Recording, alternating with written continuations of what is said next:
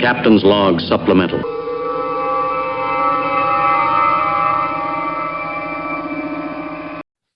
So, Miss Vicki.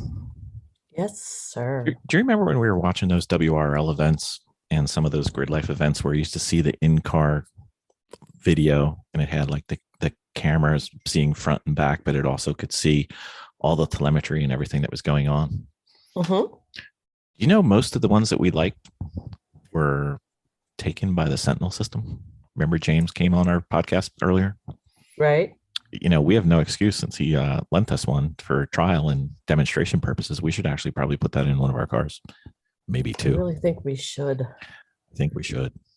I know. Because then we'd look like the immature endurance racing team that we are. Oh, wait, I mispronounced that, didn't I? Sorry, my bad. We could So what does the Sentinel system do?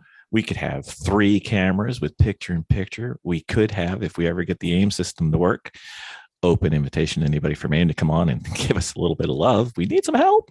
And then we could have all our telemetry on there. And then we can have it streamed live into the paddock or around the world to our millions of fans. We're apparently very popular in Kenya right now. Don't know why, but that's fine. And it can integrate all the available race statistics from like Race Hero and everything. So we could actually see how we're doing on video. We wouldn't even have to carry around our phone anymore. Live. I love it.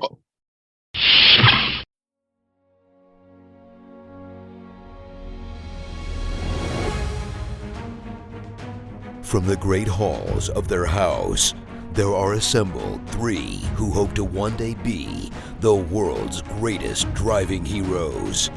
Created from the cosmic legends of the universe comes our team captain, the Vision, Bill Fisher. Their soon-to-be Wonder Woman, Vicki Fisher. Our Captain Marvel and head flight trainee, Jennifer Skripchuk.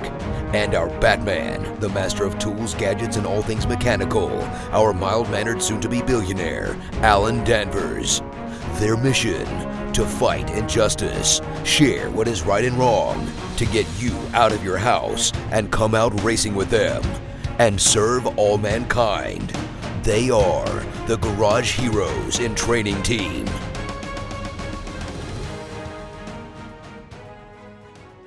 Dominating with Dawson. Dominating with Dawson. Dominating with Dawson. Look who I got, Ben Dawson and people. It's a great day at dominating. People. Yes, it is. I'm Vicki. I'm Jen. What are you doing up at this time? I know, right? That's pretty wild. Nice to see you. We'll see. We'll see how long this lasts. Wait a minute. There she goes. She's doing the big slide. All right, very well. All right, Ben Dawson, we have some feedback that I thought you might like. You like feedback? Oh, feedback. Let's hit it. There you go. Codename Tyler. Codename Tyler. Getting a lot of love. Yeah. Going back to one of our earlier episodes, his way to keep the rust off was to increase his sim racing. That sounds like a great idea. There was another alleged Tyler who wrote in recently talking about trying to keep their skills sharp by kind of going from one extreme side of the lane to the inside of the lane with tires maybe on off the painted lines. Mm-hmm. I like the idea of using a sim to keep your claws sharp more so than being liberally using a public road where somebody might be headed in the other lane toward you or something like that. Exactly. I'm with you. Codename Steve. He's a longtime instructor. He current track days about 5 days or less per year. He used to do about 25 or more. Whoa, wow. All right. So he just wanted to make an observation about the Rust episode. He said that he noticed there's a big change on many of his turns, but not so much on the straights. Good. It's probably smart if you're out there on the public roads doing your sharpening. This was keeping the rust off. Yeah. Good. So he doesn't see a lot of change on the straights, but the turns maybe a little bit. Yep. Good. I was like, I agree with you, Steve. There, codename Steve. Sorry. Codename Steve. Yes. From the fueling episode, codename Kevin said that he agrees with our thoughts. Extra toilet paper is a must, and we found that out at our very first race. Fueling. Yes. I think I missed. Did I miss the fueling episode? I think you possibly? missed a fueling episode. Yeah. Because that sounds like something we might have talked about when I wasn't here. Mhm. But was it about putting gasoline into the car, or was it about fueling your corporeal form at the Well, Ben, racetrack? I don't know if you've ever noticed this about our podcast, but sometimes we wander from the topic Yeah. to other things, and somehow during the fueling Interesting. episode, we started talking about toilet paper because Well, I mean, whenever you were saying fueling, I just went right to byproducts, and you mentioned Yes. toilet paper. I was like, Yeah. what is pretty big? Makes Okay, well, that's great. Okay, all right. Thanks And, for the feedback. Codename alleged- Kevin. Codename Kevin. Alleged Kevin. Yeah. Yes. And then codename Spiker Right. on the fueling episode Mhm. said fantastic. Thank you. And, Oh, great. and we say Spiker, codename Spiker. You are apparently a very easy grader, and I wish I would have had you in some of my classes. Yeah, no kidding. Codename Spiker. You could have definitely been my some of my professors at the Alabama School of Math and Science, who were not happy with how little I knew about math or science. Yep. And then we had a codename Hefe. He wants to know your thoughts on the Thunderbolts. He wants to know that.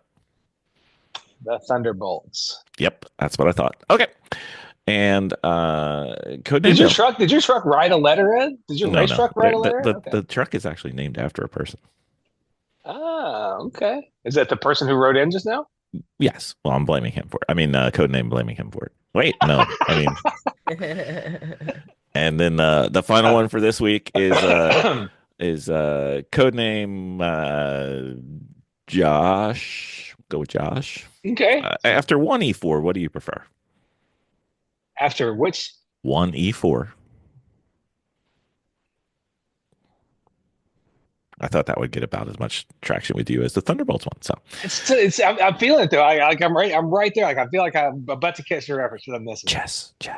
Oh no, I've never really gotten that. My daughter is already starting to get into playing chess with her little buddies. Nice. My nephew is like some kind of little chess master or something like that. But I'm an idiot, so I've never really gotten that. So am I, but that's fine. All right. So that's listener feedback for this session's Dominating with Dawson. So now that we have the ladies here. That's exciting. Thank you, everybody, for writing in and talking to us. We love it when people are willing to listen and or talk to us or both. Thank you. And admit it in a public forum. Yeah, and admit it with your alleged name. Exactly. And if you don't have an alleged name, we'll just make one up for you. So don't worry about it. Yeah, if you need us to fully disguise your identity out of embarrassment, let us know. We'll happy to cater to any needs as long as we can get your question on the air. That's right. We could give you a codename theme for your codename livery. Sure could. We sure codename could. Mm-hmm. Exactly. Codename code. All right. This is one we've been waiting for the ladies. So we have a concept. This is one of those conceptual. This is not going to be the most technical, demanding episode you've ever had, Mr. Dawson. But that's good because I'm dumb. If we were to come up with what one could term the Garage Heroes in Training Grand Slam of budget endurance racing, what 4 races, one from each series, would be the ones for the cup? How would you do this? What would be the best Lucky Dog race? What would be the best Lemons race? What would be the best AER race? And what would be the Champ Car race? And if we set this up as the Grand Slam, much like golf and tennis have a Grand Slam, we figure endurance racing needs a Grand Slam. What track? What event? What would it be? What's the pinnacle? Well, first of all, let's set it up where we also pick one vehicle to try to do all 4. So one vehicle for all 4, or one vehicle? One vehicle to do all 4, and also a vehicle which could be poised to do well in its class in each one. That's gonna be my side quest. Okay. All right. So that was my contribution. Okay. I will also say I'll volunteer for the first one of 4 races. Okay. I will say AER at Watkins Glen. It's a pretty AER? classic one that I've had a Watkins chance to do. But those guys feel really at home up there. They got a lot of buddies. You know, like the guys that run the series, they're from the Northeast. Okay. It felt like a real kind of home track deal at the time I did it, like almost 10 years ago. Okay. Now. All So right. that'd be my one. That'd be my suggestion for one of the 4. All right. Miss Jen, you're gonna get the one you're most familiar with. If you were to do a Lemons race, the big Lemons race, where do you think and this is not good. She's horizontal with a pillow. This is Okay, she's just getting headed out. this is going. This could be the last time we hear from her all evening, but we'll see. So Lemon's Race. You know the series doesn't have to be East Coast, but could be. Don't know. Lemon's Race. Look at Vicki. I think they're all going down. I'm here. I like New Jersey. Okay. Is that the pinnacle? Is that the one? I think so. All right. And I think just for nostalgic reasons. Okay. But yeah, I always hear a lot about New Jersey lemons races too. They sound like they're kind of a big deal as far as compared to like Chuckwalla or something. You never hear about. Okay. All right. I'm prepared for answering all four of these. But Miss Vicki. I'm sure you are, yes. Miss Vicki. Well, since it's my question, I mean, codename my question. Miss Vicki, you get Champ Car. What Champ Car race do you think is the one? Pit. All right, Pit. All right, and then what's left for me? Oh, Lucky Dog. Well, Lucky Dog, as much as I would like to say an East Coast race, for Lucky Dog, I think it's only proper that it be a West Coast race. Now, when I think Lucky Dog, the one that sells out in like seconds is Laguna Seca. However, It's right in seconds. I am not going to say Laguna Seca. It would be my second choice, but however, I think I'm going Thunder Hill. I agree with that.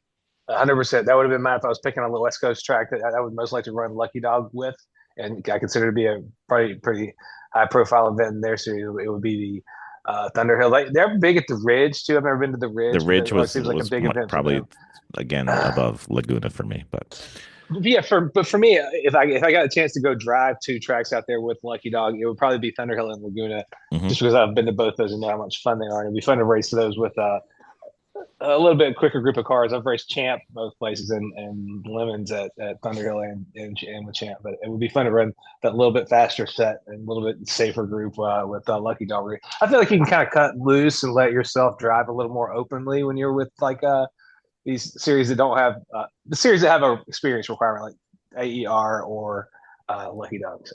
Okay, you know what I mean? So I think it's a little bit higher level of competition and a little bit more fun. That was a good show. It was a great choice, Bill. I think we should introduce the idea of which car we're going to go slam ass. That was where we're going.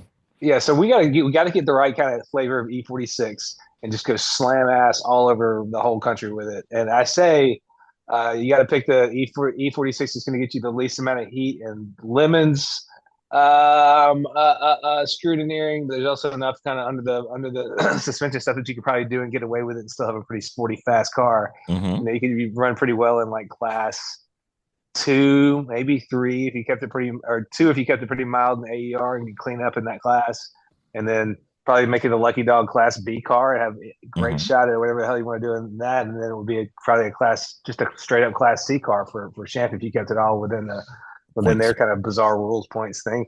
And there's a lot of stuff. I mean, E46 is a pretty accepted race car in all 4 of those these days, and it's a great platform to go out and win. So that's what I would suggest for the car that we picked to go do all this in.